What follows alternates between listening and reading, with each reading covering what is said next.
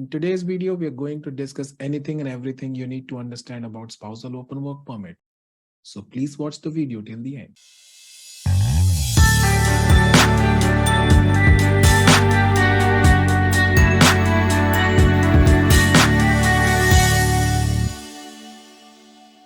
Hi, my name is Puneet. I'm a regulated Canadian immigration consultant and I practice here in Mississauga, Ontario. My contact details are below. For any immigration inquiries, please reach out to me and my team will be happy to assist you. All right, so what is Spousal Open Work Permit? In Canada, if you come to study as a student, your spouse or common-in-law partner gets an open work permit for the same duration as the duration of your study permit. The open work permit means the work permit is employer independent and your partner can work for any employer in any job. So now that we understand what exactly the Spousal Open Work Permit is, the first and the most fundamental question that many people need to understand is when can you apply the Spousal Open Work Permit? So ideally, the application can be done at the time of study permit application, but in some circumstances, it can also be done later once the study permit is received. So the next question is, what is Spousal Open Work Permit duration and what is the eligibility? The eligibility is purely determined by you being the spouse of the person who's studying. So since your spouse's work permit is linked to your study permit, as the study permit cannot be granted if your course is not DLI approved and it's not eligible for PGWP, postgraduate work permit, your spouse will not be granted the open work permit if you are not studying at one of the DLI approved colleges. So at this juncture, it is very important to understand the concept of principal foreign national. Simply speaking, a principal foreign national is someone who originally applied for study permit in Canada. And on the basis of that study permit, a spouse of the principal foreign national was awarded a open work permit. Throughout the duration of this immigration journey, the principal foreign national will always remain the same. So what cannot happen now, which used to happen before, was that you and your spouse cannot switch the roles.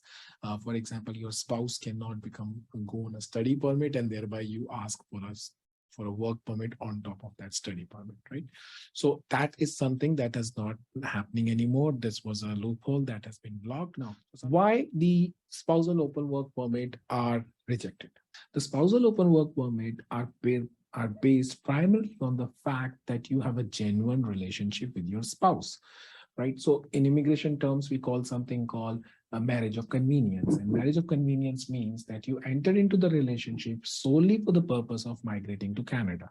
So in your application, if you're not able to prove the genuinity of your relationship, that your relationship is genuine and you are the spouse of the person who's studying here, there are chances that your application will be rejected. All right, so now you came to Canada with your to study, your spouse came, you completed your study, your spouse was working with you throughout the journey.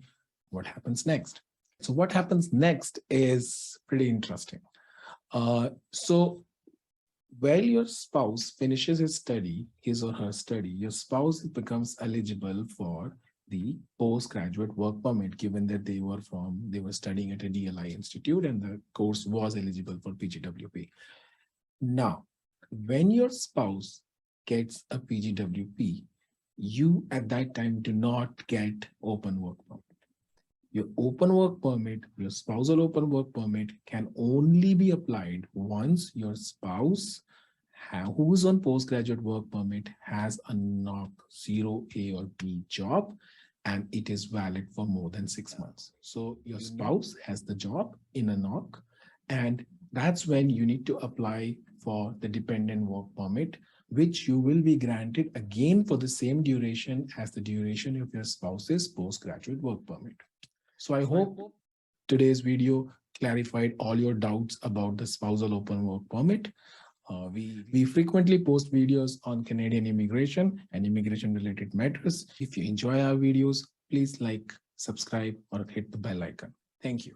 For more videos on Canadian immigration, please like and subscribe to our channel or press the bell icon.